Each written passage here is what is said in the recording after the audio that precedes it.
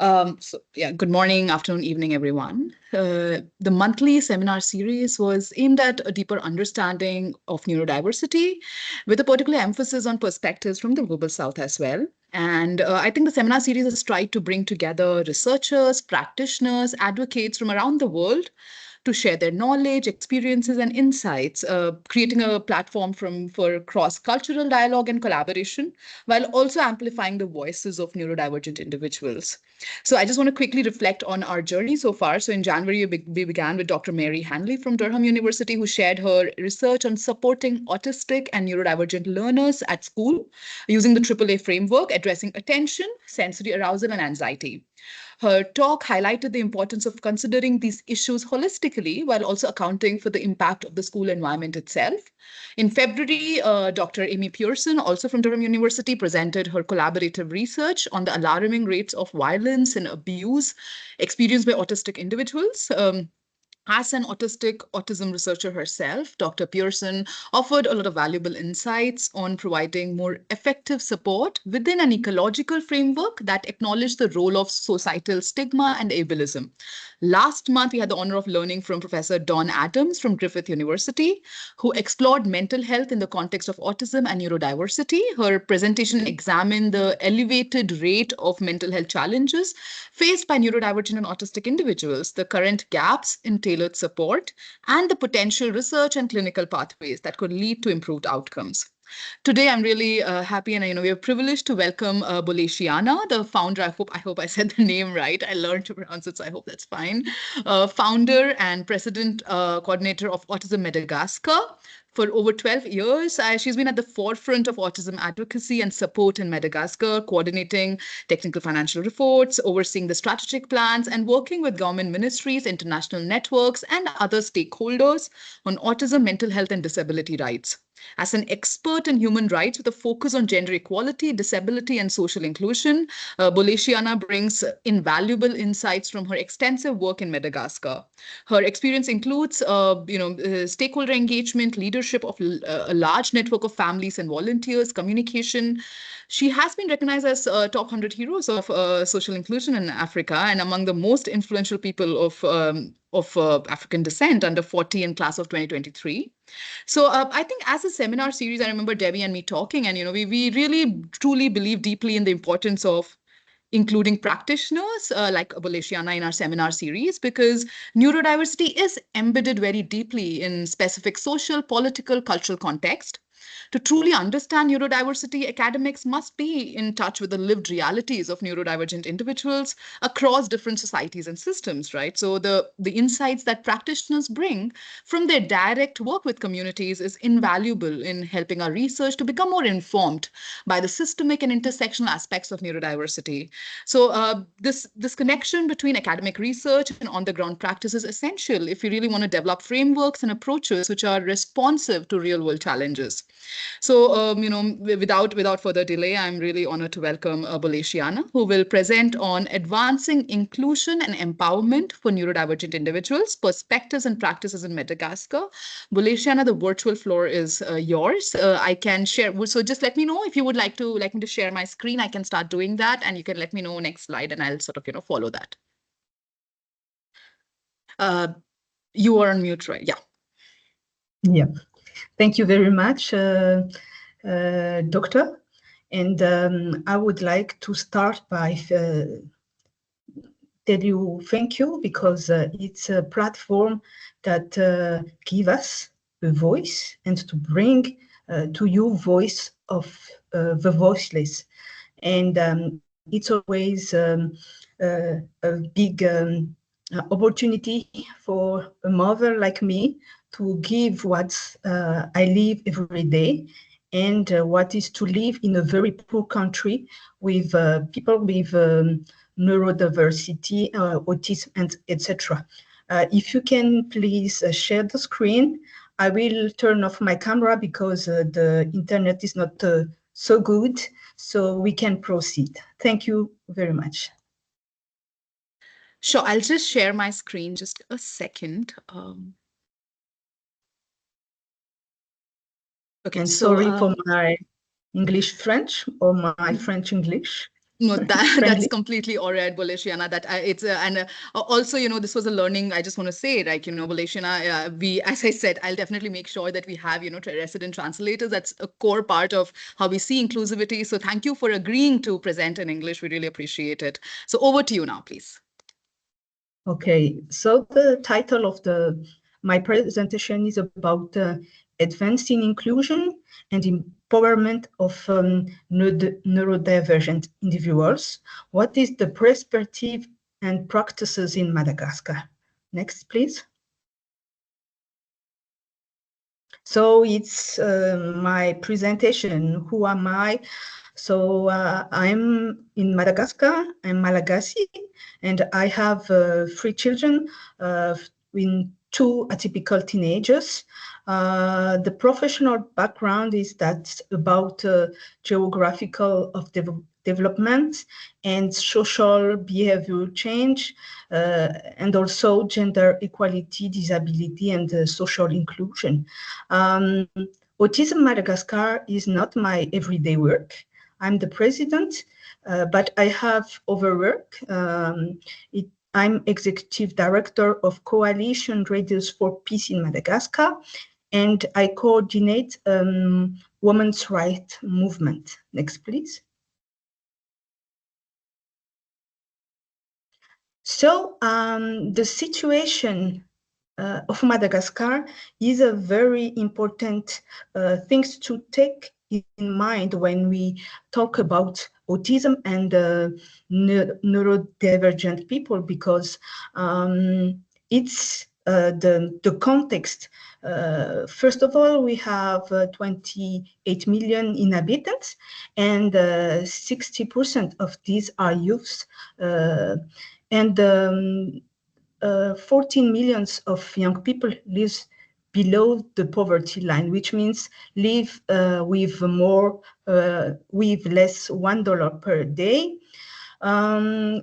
State said that disability is 7.5 of population, but it is debatable. Because when they do the national censuses, they only considered motors and sensory disabilities. That's why neurodivergent and invisible disabilities were not taken into account. So we think that this percentage of disabled people is more than the double of what they are saying. Next, please. The situation of this precarious environment is that 77% of people, inhabitants, are poor in Madagascar. The population lives beyond the poverty line, which means $1, less $1 every day. We don't have social security or financial aid for people with disabilities. Again, no government support, which means that the therapy, the education, the medical care to help the families is not supported by the government. And we have cultural and religious stigma against autism or neurodivergence, which means that people think that it's about devil, witchcraft, about something that the mother not did the right things during she had the baby, or we are bad parents. So this is this strong cultural and religious stigma is a very helpless to parents who need to take care of their children. Next, please. So if we do like a shape for this context, the exclusion is quite systemic. As I said, there is a background about diabolization with the population, and the Christian churches said that it's also a demon. So we have an inexistent of suitable state structures. In the second step, psychological and financial unstable families, so many parents abandoned their children, and they abandon at the grandparents who look after atypical grandchildren, and they stigmatized teachers and neurodivergent people, which means that when we are psychologically and financially unstable, the family is broken, and the grandparents took the children in their support. In the third step, we have this geographical concertation of caregivers and the structure in the capital city of Madagascar. The medical staff poorly informed, and they are not trained in humanized care. There is a lack of trained and support to caregivers. Finally, parents and associations try to create that they need because there is no systemic care from the state. And that's why we said that association and parents do the work of the states. Next slide, please.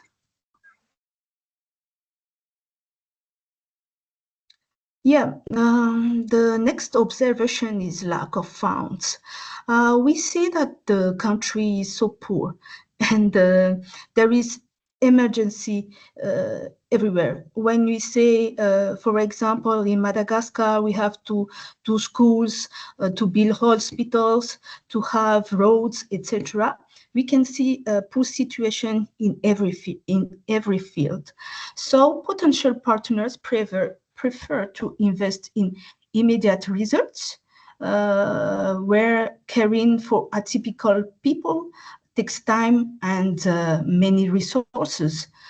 And as I said, we don't have a government sensitive to the gravity of the situation and the urgency of the situation of people with disability, and especially for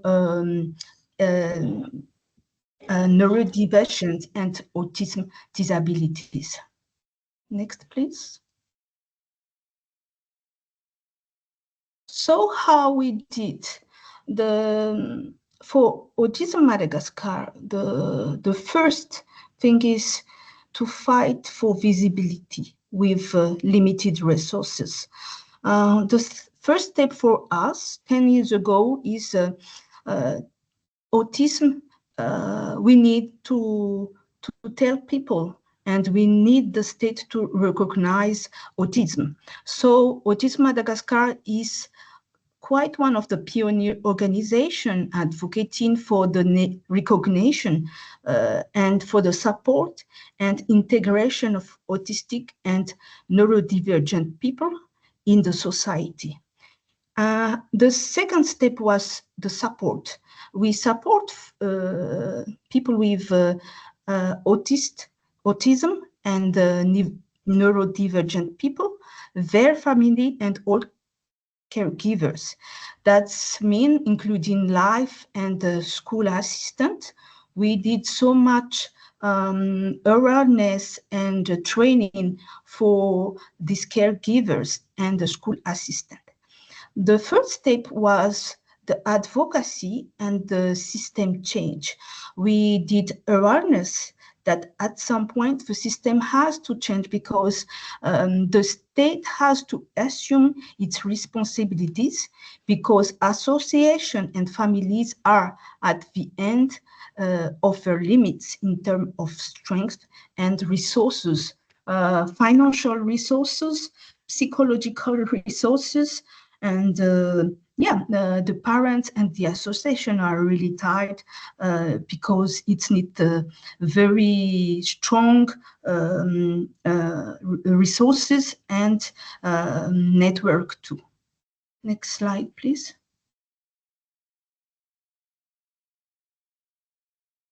So how we did it? We we worked in both boosting awareness across all sectors. The primary goal is to financially raise awareness, as I said, and improve communication about autism. Not saying that it is devil or I don't know what, but saying that it is something real, and it is we have to think about it and give a response to these people and to their family. So we outreach programs for companies, media outlets, school, health center, families, and government. We did big media campaigns. So we take media like allies to talk about autism. We had strategic partnership with media and who disseminate information and to dispel common myths about autism. We had also corporate workshop, training session for businessmen to promote inclusive hiring practice and create supportive work environment for autistic and other people with disability employees. We had good result about it, but we think that we have to do more because there is more and more adult and adolescent people with disabilities and other neurodivergence. We did also community events. That's why we organize public events, campaigns to engage general public and foster a more inclusive communities. Next, please. As I said, we did a lot of skills transfers and capacity building. We with so many stakeholders. We did also discussion group and humanitarian mission.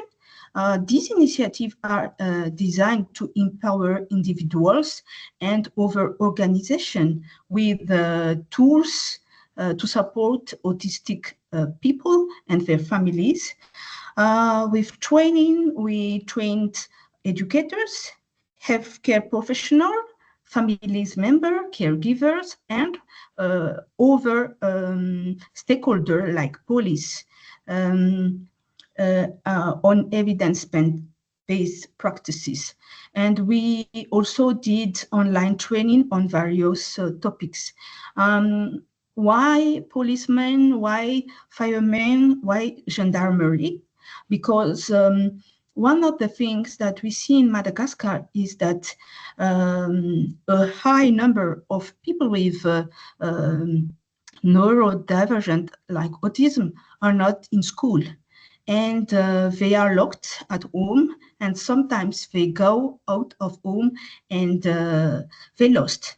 So we did many training with policemen and firemen to know what is a sign of autism and what to do if there is cases like calling the association. We also share the announcement from the policemen to social medias, and that's why we can have this collaboration when our kids, our autistic people get lost. We did also many group discussion to facilitate open and supportive discussion, to share experiences and best practices. These group discussion are also what we said respect for parents, to give a break to parents. It's every Saturday of the month, and in the antennas of Autism Madagascar. So volunteers take care of the kids and the parents have this group of discussion. Sometimes we have so many people crying and sometimes we have thematic that enjoying the parents, but I think this link between parents is very important, so they can see that they are not the only one, and they have a great family, a big family with Autism Madagascar. We have also humanitarian mission, which means that we had experts come to Madagascar for vacation, and they take time out of training for consultation, and it is free. It's like an engagement for them to come in Madagascar. And we also have exchanges for expertise with members of Indian Ocean Autism Cluster. In this cluster, we have Madagascar, Seychelles, La Réunion, Maurice, and other islands. And we have this humanitarian mission, especially from La Réunion, which is French countries in the Indian Ocean, to come to Madagascar, and also from Mauritius to Madagascar. Thank you. Next slide, please. Yeah.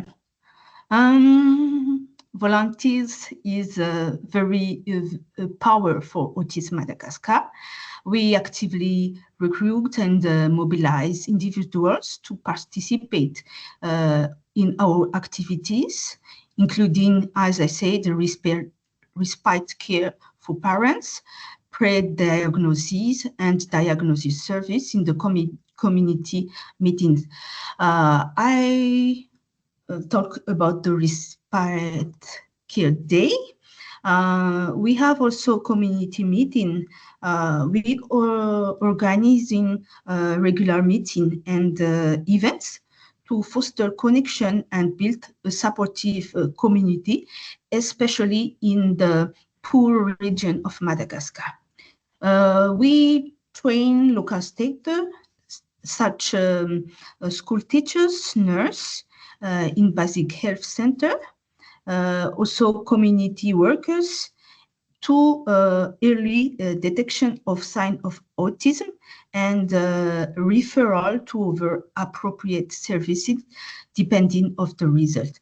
So with expert who came to Madagascar, we had type of survey which is for detection of early signs of autism, which means that in the nurses, teachers can see the basic sign of autism, which means that we can more and more give this best teaching for people with autism and neurodivergent people. Next, please.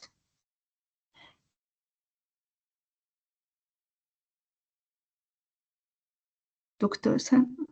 Okay. We also engaged in the data-driven research and advocacy. We really think that African research must be made in African countries with this way of thinking that we have to give also to the rest of the world what we have locally, because we really need to see what's happened and to push policymakers from the data we have. So we have research initiative, that means conducting studies to gather data on the prevalence, needs, and challenge for autistic individuals in their local communities and for their family too. We publish data to give it's to policymakers, healthcare professionals. And for example, as you see, we have an annuaire, which means tools where we can see the schools in antennas of Mahadzang. And there are the name of the schools and the email and phone. And in the during the day, no, during the vacation of schools, we give this annual to the parents, so the parents can say and to choose the schools where they can put their children. Also, we have over research about campaigns, and we also have over research like about the sexual violence in the to the people with disabilities and autistic people in the society. So these data are to advocate and to improve services and policing and funding for support autism program. Next, please. Advocacy for a regulatory framework. As you see in the picture, we had information and awareness with gendarme in like 8 Madagascar. They were really interested, and sometimes when we do some training like that, a father or mother saying that I'm gendarme, you know, I think that I have autistic people because my son is like this, like that, and they in the middle of the training said that finally they are really happy to be there because they know what's happened in their families. And sometimes we had like dad crying because he knows now that his son of age of 15 is not a bad boy, but just autistic. And when it's like that, we say that we have to continue the work because people don't really know what about it. But when we say them the characters of people with autism, they are really like shocked to see that even in their family there is people with autism. We would like to do legislative advocacy because unfortunately we don't have any text from laws about autistic individuals. So, for example, if it's a case of rape and incest, we don't have any data to put that we have to the law must be more how to say that, more firm, more un instant. Yeah. The law must be firm if it is a rape of or incest with people with disabilities or autistic. We also working with government and advocacy group and other stakeholders to develop and implement effective policies like policies for schooling, policies for education, policies for to have jobs, and policies to have care center in all Madagascar. The public awareness is a huge work that we do to have a strong and regulatory framework to protect the rights of autistic individuals in Madagascar. Next, please.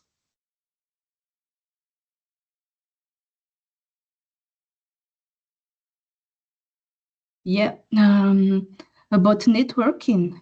As I said, we actively strengthen local, regional, and international networks. That's why I'm here today to share about best practices in autism support, and it's to connect with other organizations and experts, and we can amplify our impact and ensure that our efforts are informed by the latest knowledge and innovation. We have local networks. We are in relationship with community organization and service providers. At the regional networks, we participate in regional conferences and share knowledge and resources that we have, and we collaborate in global organization and experts to stay at the forefront of autism research and best practices. About strengthening networks, we saw that unfortunately for all other disability like Down syndrome or albinism or something else, we say that we are facing the same emergency, the same problems, all the things that we had to fight every day. They have this same problems. So now we are building a movement called Movement for Diversity. And when, for example, we did respite for parents from over who have kids with Down syndrome can come, and we opened the door because we see that yes, what is Madagascar did some little work, but the other organizations are also so poor, and they don't know what to do. So that's why we open the door to everybody, which means those who have over handicapped. Next, please.